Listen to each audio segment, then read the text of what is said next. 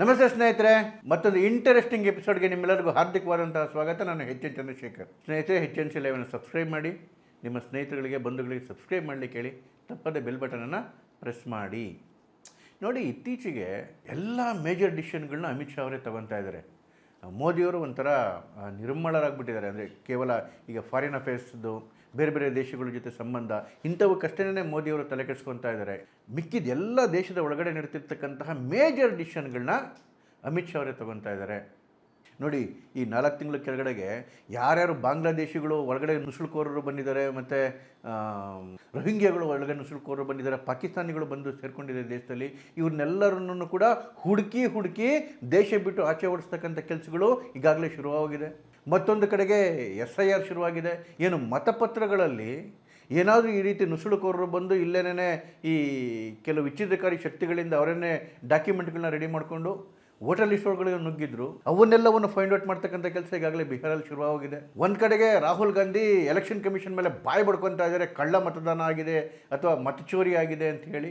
ಅದಕ್ಕೆ ಅದು ಆಗಬಾರ್ದು ಅಂತಲೇ ಇಷ್ಟು ದೊಡ್ಡ ಪ್ರೊಸೆಸ್ ಇವತ್ತು ಬಿಹಾರಲ್ಲಿ ನಡೀತಿರೋದು. ಅದಕ್ಕೂ ಬಾಯಿ ಬಡ್ಕೊಳ್ಳೋಕೆ ಶುರು ಮಾಡಿದ್ದಾರೆ ವಿಪಕ್ಷರು. ಇಲ್ಲ ಅದು ಮಾತ್ರ ಆಗಬಾರ್ದು ಅಂತೇಳಿ. ಇರಲಿ, ಆದರೆ ಅಮಿತ್ ಶಾ ಜಗ್ಗಿಲ್ಲ.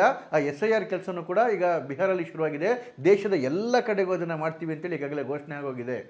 ಈಗ ವಿಪಕ್ಷದ ಬುಡಕ್ಕೆ ಹೊಗೆ ಆಗ್ತಕ್ಕಂತಹ ಒಂದು ದೊಡ್ಡ ಪ್ರಸ್ತಾವನೆಯನ್ನು ಅಮಿತ್ ಶಾ ಅವರು ಮುಂದಿಟ್ಟಿದ್ದಾರೆ. ನೋಡಿ, ಮೊನ್ನೆ ಲೋಕಸಭೆಯಲ್ಲಿ 3 ಬಿಲ್ಗಳನ್ನ ಪ್ರೆಸೆಂಟ್ ಮಾಡಿದ್ರು. ಒಂದು ನಮ್ಮ ಕಾನ್ಸ್ಟಿಟ್ಯೂಷನ್ಗೆ 130ನೇ ಅಮೆಂಡ್ಮೆಂಟ್ ಬಿಲ್ಲು, 2ನೇದು ಯೂನಿಯನ್ ಟೆರಿಟರಿ ಅಮೆಂಡ್ಮೆಂಟ್ ಬಿಲ್ಲು, 3ನೇದು Jammu and Kashmir reorganisation amendment bill.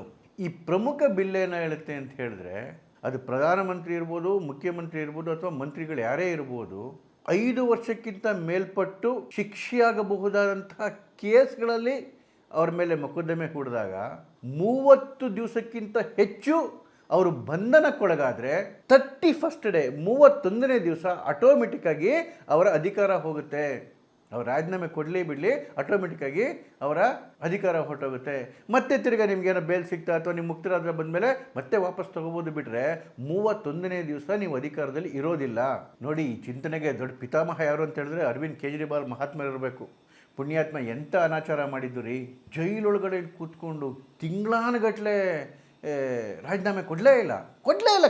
ಕಡೆಗೆ ಬೇಲ್ ಸಿಕ್ಕ ಮೇಲೆ ಆಚೆ ಕಡೆಗೆ ಬಂದಮೇಲೆ ಆವಾಗ ಮಾರಲ್ ಆಬ್ಲಿಗೇಷನ್ ಅನಿಸ್ತು, ರಾಜೀನಾಮೆ ಕೊಟ್ಟರು.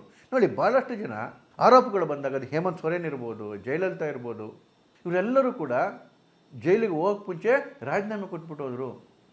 ಆದರೆ ಈ ಪುಣ್ಯಾತ್ಮ ಕೇಜ್ರಿವಾಲು ಸುಪ್ರೀಂ ಕೋರ್ಟ್ ಅಬ್ಸರ್ವೇಷನ್ ಮಾಡ್ತು, ನಿಮ್ಮನ್ನು ಬಿಟ್ಬಿಟ್ಟು ಇನ್ನೊಬ್ಬರಲ್ಲಿ ರಾಜ್ಯ ಆಡಳಿತ ಮಾಡೋಕ್ಕಾಗೋದಿಲ್ಲ ಅಂಥೇಳಿ. ಅಷ್ಟೊಂದ್ರೂ ಮಾನ ಮರ್ಯಾದೆ 5 ಪೈಸದಿರಲಿಲ್ಲ ಬಿಡಿ ಆ ಮನುಷ್ಯನಿಗೆ. ರಾಜೀನಾಮೆ ಕೊಡಲೇ ಇಲ್ಲ. ತಿಂಗಳಾನುಗಟ್ಟಲೆ ಒಬ್ಬ ಮುಖ್ಯಮಂತ್ರಿಯಾಗೇನೆ ಜೈಲೊಳಗಡೆ ಕೂತ್ಕೊಂಡ್ರು. ಏನ್ರಿ ಆಗಬೇಕು ರಾಜ್ಯದ ಕತೆ? ಯಾರೀ ನೋಡ್ಕೋಬೇಕು ರಾಜ್ಯವನ್ನು? ಯಾರೀ ತಗೋಬೇಕು ಡಿಸಿಷನ್ಗಳನ್ನ? ಪುಣ್ಯಕ್ಕೆ ದೆಹಲಿ ಅದೊಂದು ಸಣ್ಣ ರಾಜ್ಯ, ಅದು ಕೇಂದ್ರಾಡಳಿತ ಪ್ರದೇಶ, ಅಲ್ಲಿ ಕೇಂದ್ರ ಸರ್ಕಾರವೂ ಇದೆ, ಹಾಗಾಗಿ ಏನೂ ತೊಂದರೆ ಆಗಲಿಲ್ಲ. ಅದೇ ಬೇರೆ ರಾಜ್ಯಗಳಾದರೆ, ಕರ್ನಾಟಕದಂಥ ರಾಜ್ಯಗಳಾಗಿದ್ದರೆ ಏನಾಗಬೇಕಾಗಿತ್ತು ರಾಜ್ಯದ ಕತೆ? ಅಲ್ಲೋಲ ಕಲ್ಲೋಲ ಆಗ್ಬಿಡೋದಲ್ಲ. ನೋಡಿ, ನಮ್ಮ ಸಂವಿಧಾನನೇ ಹೇಳಿದೆ ಜೈಲಿಂದ ಅಧಿಕಾರ ನಡೆಸೋ ಹಾಗಿಲ್ಲ ಅಂತೇಳಿ. ಆದರೆ ಇದರಲ್ಲಿ ಒಂದು ಗ್ರೇ ಝೋನ್ ಇದೆ. ಏನಂತ ಹೇಳಿದ್ರೆ, ಜೈಲಿಗೆ ಹೋದವರು ರಾಜೀನಾಮೆ ಕೊಡಬೇಕಾ ಬೇಡವಾ ಅಂತೇಳಿ ಸಂವಿಧಾನದಲ್ಲಿ ಎಲ್ಲೂ ಉಲ್ಲೇಖ ಆಗಿಲ್ಲ. ಯಾಕೆ ಉಲ್ಲೇಖ ಆಗಿಲ್ಲ ಅಂತೇಳಿದ್ರೆ, ಸಂವಿಧಾನ ಬರೀತಕ್ಕಂತಹ ಪುಣ್ಯಾತ್ಮರಿಗೆ ಇವತ್ತಿನ ರಾಜಕಾರಣಿಗಳು ಈ ಮಟ್ಟಿಗೆ ಇಳಿತಾರೆ ಅಂತೇಳಿ ಗೊತ್ತಿರಲಿಲ್ಲ. ರಾಜಕಾರಣಿ ಅಂತೇಳಿದ್ರೆ ಅಧಿಕಾರದಲ್ಲಿರ್ತಕ್ಕ ರಾಜಕಾರಣಿನ ಒಂದು ಸ್ವಲ್ಪನಾದರೂ ಮಾರಲ್ ಎಥಿಕ್ಸ್ ಇರುತ್ತೆ. ಜೈಲಿಗೆ ಹೋಗೋ ಸಂದರ್ಭ ಬಂದರೆ ರಾಜೀನಾಮೆ ಕೊಡ್ತಾರೆ ಅಂತೇಳಿ ಆ ಪುಣ್ಯಾತ್ಮರು ಅಂದ್ಕೊಂಡಿದ್ರು.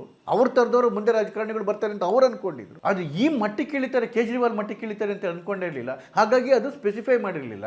ಅದನ್ನೇ ಹಿಡ್ಕೊಂಡು ಇವರು ಆಟ ಆಡ್ಲಿಕ್ಕೆ ಶುರು ಮಾಡಿದ್ರು. ಮುಂದೆ ಬರ್ತಿರ್ತಕ್ಕಂಥ ಎಲ್ಲ ರಾಜಕಾರಣಿಗಳು ಅದನ್ನೇ ಫಾಲೋ ಮಾಡೋರು. ಹಾಗಾಗಿ ಈ ಬಿಲ್ನ ತರಲೇಬೇಕಾಗಿತ್ತು. ಅಯ್ಯೋ, ಈ ಬಿಲ್ ತರೋಕೆ ಹೋದಾಗ ಒಂದು ಗಲಾಟೆ ಮಾಡಿದ್ರು ಕಾಂಗ್ರೆಸ್ ಅವರು. ಯಾಕೆಂದರೆ ಎಲ್ಲ ಕಳ್ಳರೆ ತಲೆಯಲ್ಲಿರೋದು. ಅವ್ರಿಗೆ ಚೆನ್ನಾಗಿ ಗೊತ್ತೆ ನಾವು ಜೈಲಿಗೆ ಹೋಗ್ತೀವಿ ನಾಳೆ ಎಲ್ಲ ನಾಡೋದು ಅಂತ ಹೇಳಿ. KC ವೇಣುಗೋಪಾಲ್ ಮಾತಾಡಿದ್ದು ನೋಡಬೇಕಾಗಿತ್ತು. ಅಮಿತ್ ಶಾ ಮೇಲೆ ಆರೋಪ ಮಾಡಿಬಿಟ್ರು. ಏನ್ರಿ, ನಿಮ್ಮ ಮೇಲೂ ಆರೋಪ ಬಂದಿತ್ತು, ನಿಮ್ಮನ್ನು ಜೈಲಿಗೆ ಹೋಗೋ ಪರಿಸ್ಥಿತಿ ಬಂದಿತ್ತು, ನೀವೇನಾದ್ರು ಅವಾಗ ರಾಜೀನಾಮೆ ಕೊಟ್ರಾ ಅಂತ ಸರಿಯಾಗಿ ಜಾಡ್ಸೋದು ಅಮಿತ್ ಶಾ ಎದ್ಬಿಟ್ಟು. ಯಾವತ್ತು ನನ್ನ ಮೇಲೆ ಆರೋಪ ಬಂತು, ಯಾವತ್ತು ನನ್ನ ಮೇಲೆ ಚಾರ್ಜ್ ಶೀಟ್ ಆಗೋ ಸಂದರ್ಭ ಬಂತು, ಅದಕ್ಕೆ ಮುಂಚೆನೇ ನಾನೇನೇ ರಾಜೀನಾಮೆ ಕೊಟ್ಟೆ. ಅದರ ಹೊಣೆ ಹೊತ್ಕೊಂಡು, ನೈತಿಕ ಹೊಣೆ ಹೊತ್ಕೊಂಡು ರಾಜೀನಾಮೆ ಕೊಟ್ಟೆ. ನಾನು ಅದರಿಂದ ಆಚೆ ಬಂದಾಗ ಅಷ್ಟೇ ಅಲ್ಲ, ಇಡೀ ಪ್ರಕರಣದಿಂದ ಕ್ಲೀನ್ ಚಿಟ್ ಸಿಗೋವರೆಗೂ ನಾನು ಮತ್ತೆ ಅಧಿಕಾರ ಅನುಭವಿಸಲಿಲ್ಲ ಅಂತ. ಅದಕ್ಕೇನೆ ನಿಮ್ಮ ಯಾವಾಗಲೂ ಮಾತಾಡ್ಬೇಕಾದ್ರೆ ಸ್ವಲ್ಪ ಜ್ಞಾನ ಇಟ್ಕೊಂಡು ಸ್ವಲ್ಪ ಅಧ್ಯಯನ ಮಾಡಿ ಮಾತಾಡಬೇಕು. ಅದು ಸೆಷನಲ್ಲಿ ಮಾತಾಡ್ಬೇಕಾದ್ರೆ ಮಾನ ಮರ್ಯಾದೆ ಹೊರಟೋಯ್ತು ವೇಣುಗೋಪಾಲ್ಗೆ. ಯಾವುದೇ ಕಾರಣಕ್ಕೆ ಈ ಬಿಲ್ಲನ್ನ ಅಡಾಪ್ಟ್ ಮಾಡ್ಕೊಳ್ಳೋಕ್ಕೆ ಬಿಡಲ್ಲ ಅಂತ ಹಠ ಹಿಡಿದು ಕೂತ್ಕೊಂಡ್ಬಿಟ್ಟಿದ್ರು. ಯಾಕ್ರಿ ಭಯ ನಿಮಗೆ? ನೋಡಿ, ಆ್ಯಕ್ಚುಲಿ ಈ ಬಿಲ್ ಮಾಡಬೇಕಾದ್ರೆ ಅಮಿತ್ ಶಾ ಅವರೇ ಹೇಳಿದ್ರು, ಈ ಬಿಲ್ ಮಾಡಬೇಕಾದ್ರೆ ಪ್ರಧಾನಮಂತ್ರಿ ಒಳಗಡೆ ಸೇರಿರಲಿಲ್ಲ. ಆದರೆ ಮೋದಿಯವರು ಹಠ ಮಾಡಿ ಅದನ್ನು ಸೇರಿಸಿದ್ರು. ಯಾಕೆ ಪ್ರಧಾನಮಂತ್ರಿ ಸೇರಿರಬಾರ್ದು, ಎಲ್ಲರೂ ಇದಕ್ಕೆ ಒಳಗಾಗಲೇಬೇಕು ಅಂತೇಳಿ. ನೋಡಿ, ಈ ಬಿಲ್ ಬಂದರೆ ಹೆದರಬೇಕಾಗಿರೋದು ಯಾರು? ಆಡಳಿತ ಪಕ್ಷದಲ್ಲಿರ್ತಕ್ಕಂಥ ಅವರು. ಭಾರತದಲ್ಲಿ 22 ರಾಜ್ಯದಲ್ಲಿ NDA ಗೌರ್ಮೆಂಟ್ ಇದೆ, ಅಂದರೆ ಬಿ ಜೆ ಪಿ ಬೆಂಬಲಿತ ಗೌರ್ಮೆಂಟ್ ಇದೆ. 16 ರಾಜ್ಯಗಳಲ್ಲಿ BJPಯ ಮುಖ್ಯಮಂತ್ರಿಗಳಿದ್ದಾರೆ. ಜಾಸ್ತಿ ಹೆದರಬೇಕಾಗಿರೋರು ಯಾರು? BJPಯವರು ಹೆದರಬೇಕು. ಇವ್ರು ಯಾವುದೋ 2-3 ಅಧಿಕಾರದಲ್ಲಿರೋರು, ಇವ್ರಿಗೆ ಈಗಲೇ ಭಯ ಶುರುವಾಗ್ಬಿಟ್ಟಿದೆ ಅಂತ ಹೇಳಿದ್ರೆ ಇನ್ನೆಂಥ ಈ ಕಳ್ಳರ ಮನಸ್ಸು ಉಳ್ಳುಳಿಗೆ ಅಂತ ಹೇಳ್ತಾರಲ್ಲ, ಇನ್ನೆಂಥ ಕಳ್ಳ ಮನಸ್ಥಿತಿ ಇವ್ರಿಗೆ. ಅಂದರೆ ಭ್ರಷ್ಟಾಚಾರ ಮಾಡ್ದಂಗಿರೋದಕ್ಕೆ ನಮ್ಮ ಕೈ ಸಾಧ್ಯನೇ ಇಲ್ಲ, ಅನಾಚಾರ ಮಾಡ್ದಂಗೆ ನಮ್ಮ ಕೈ ಇರೋಕ್ಕೆ ಸಾಧ್ಯನೇ ಇಲ್ಲ. ಅನಾಚಾರ ಮಾಡಿದ್ರೂ ಹಿಡಿಬಾರ್ದು, ಹಿಡಿದ್ರೂ ನಾವು ಅಧಿಕಾರ ಬಿಟ್ಕೊಡಲ್ಲ. ಇದೇ ಮನಸ್ಥಿತಿ ಅವತ್ತು ಇತ್ತು ಇಂದಿರಾ ಗಾಂಧಿ ಕಾಲದಿಂದ, ಇವತ್ತು ಕೂಡ ಅದೇ ಇದೆ. 1975 ಅಲಹಾಬಾದ್ ಹೈಕೋರ್ಟು ಇಂದಿರಾ ಗಾಂಧಿ ಗೆದ್ದಿದ್ದು ಅನೂರ್ಜಿತ ಅಂತ ಮಾಡೋದ ಮೇಲೆ, ಯಾಕೆಂತ ಹೇಳಿದ್ರೆ ಅಕ್ರಮ ಎಸಗಿ ನೀವು ಎಲೆಕ್ಷನ್ ಗೆದ್ದಿದ್ದೀರಿ ಅಂತ ಹೇಳಿ, ರಾಜನಾರಾಯಣ ಅವ್ರ ಮೇಲೆ ಎಲೆಕ್ಷನ್ ಗೆದ್ದಿದ್ದೀರಿ ಅಂತ ಹೇಳಿ ಅವರ ಎಲೆಕ್ಷನನ್ನೇ ಅನೂರ್ಜಿತ ಮಾಡಿ 6 ವರ್ಷ ಎಲೆಕ್ಷನ್ಗೆ ನಿಲ್ಲಬಾರ್ದು ಅಂತಿದ್ದಾಗ ಆ ಇಡೀ ಸಂವಿಧಾನವನ್ನೇ ತಿರ್ಚಾಕ್ಬಿಟ್ರು ಇಂದಿರಾ ಗಾಂಧಿ. ಆ ಮನಸ್ಥಿತಿ ಇವತ್ತು ಇನ್ನೂ ಹೋಗಿಲ್ಲ ರೀ ಇವರಿಗೆ. ನೋಡಿ, ಅದೊಂದು ಜಾತಿ ನಿಂದನೆ ಮಾಡಿದ್ರು ಅಂಥೇಳಿ, ಮೋದಿಯವರ ಜಾತಿ ಹೆಸರು ಹೇಳ್ಕೊಂಡು ಜಾತಿ ನಿಂದನೆ ಮಾಡಿದ್ರು ಅಂಥೇಳಿ 2 ವರ್ಷಕ್ಕಿಂತ ಹೆಚ್ಚು ಶಿಕ್ಷೆ ಆಗಿತ್ತು. ನೋಡಿ, ಅದು 2013 ಸಂದರ್ಭದಲ್ಲಿ lily Thomas versus union of India, ಈ ಕೇಸಲ್ಲಿ ಸುಪ್ರೀಂ ಕೋರ್ಟ್ ಒಂದು ಜಡ್ಜ್ಮೆಂಟ್ಸ್ ಕೊಡ್ತು, ಮೈಲ್ ಸ್ಟೋನ್ ಜಡ್ಜ್ಮೆಂಟನ್ನು ಕೊಡ್ತು. ಅದೇನಂತ ಹೇಳಿದ್ರೆ, ಯಾವುದಾದ್ರೂ ಒಬ್ಬ ವ್ಯಕ್ತಿಗೆ 2 ವರ್ಷಕ್ಕಿಂತ ಹೆಚ್ಚು ಶಿಕ್ಷೆ ಆದರೆ ಅಂಥವರ ಸದಸ್ಯತ್ವ ಹೋಗುತ್ತೆ. ಅದು ವ್ಯಕ್ತಿದಲ್ಲ, ಒಬ್ಬ ಸದಸ್ಯಂದು ಅಧಿಕಾರ ಹೋಗುತ್ತೆ, ಮತ್ತು 6 ವರ್ಷ ಅವರು ಚುನಾವಣೆಗೆ ನಿಲ್ಲೋಂಗಿಲ್ಲ ಅಂತ ಹೇಳಿ.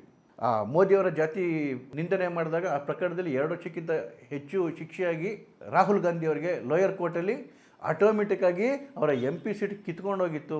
ಆಮೇಲೆ ಏನೋ ಹೈಕೋರ್ಟ್ ಬಂದು ಅದಕ್ಕೆ ಸ್ಟೇ ಕೊಟ್ಟಿದೆ, ಮತ್ತೆ ವಾಪಸ್ ಅವರಿಗೆ ಅಧಿಕಾರ ಸಿಕ್ಕಿದೆ. ಬಟ್ ಇನ್ನೂ ಅದು ಜಡ್ಜ್ಮೆಂಟ್ ಬಂದಿಲ್ಲ.